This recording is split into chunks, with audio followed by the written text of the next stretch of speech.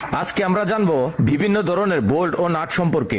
আমরা অনেকে কাজ করি ওয়ার্কশপে, কিন্তু সব বোল্ট নাটের কাজ এক না। ভুল জায়গায় ভুল বোল্ট ব্যবহার করলে দুর্ঘটনাও ঘটতে পারে। প্রথমে দেখুন উড স্ক্রু। এটা সাধারণত কাঠের কাজে ব্যবহার করা হয়। তারপরে রয়েছে মেশিন স্ক্রু। মেশিন বা পাতলা মেটালের কাজে বেশি ব্যবহার করা হয়। তারপরে রয়েছে ক্যারেজ বোল্ট। কাঠ ও টাকচারকে শক্তভাবে আটকানোর জন্য ব্যবহার করা হয়।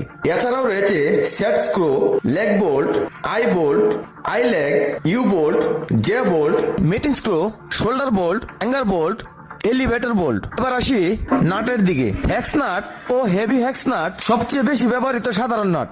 নাইলন লক নাট কম্পাউন্ডের মধ্যে সহজে ঢিলা যাতে না হয় সেজন্য ব্যবহার করা হয়। এছাড়া রয়েছে jam nut, nylon insert jam lock nut, castle nut, square nut, cap nut, acorn nut, ক্রিভেলিং top lock nut, slotted nut, flange nut, T nut, wing nut, coupling nut, K lock বা ক্যাপ নাট। একজন দক্ষ মিস্ত্রি বা welder হতে হলে শুধু কাজ জানলে হবে না, কোন কাজে কোন ফাস্টেনার ব্যবহার করতে হয় সেটাও জানতে হবে। ভিডিওটি ভালো লাগলে শেয়ার করবেন।